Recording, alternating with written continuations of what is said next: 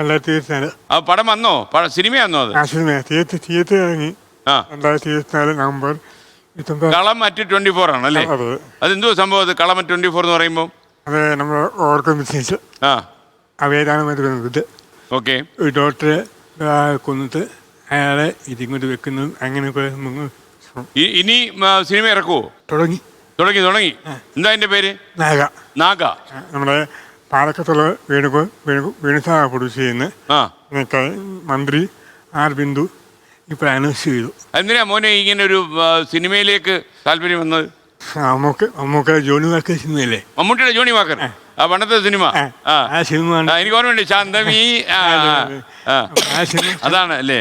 അപ്പൊ ആ സിനിമ കണ്ടിട്ട് ഞാൻ കരഞ്ഞു. കാരണം പുള്ളി മരിച്ചു പോയെന്ന് ഞാൻ വിചാരിച്ചു. പത്രം എടുത്ത് നോക്കി, പുള്ളി മരിച്ചു കാര്യം മതി.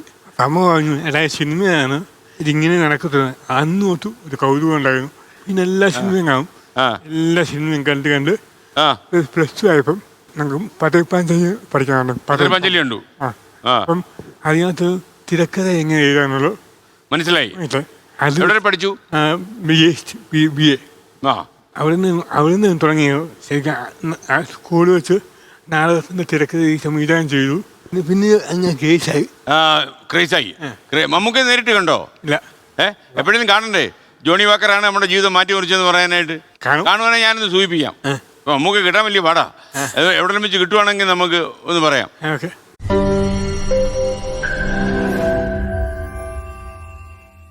ലോകത്തെവിടെയായാലും ഏത് സമയത്തും 24 വാർത്തകളും ഓഗ്മെന്റഡ് റിയാലിറ്റി പാക്കേജുകളും എക്സ്പ്ലെയിനറുകളും വിശദമായി കാണാൻ ഞങ്ങളുടെ യൂട്യൂബ് ചാനൽ നിങ്ങൾക്ക് സബ്സ്ക്രൈബ് ചെയ്യാം.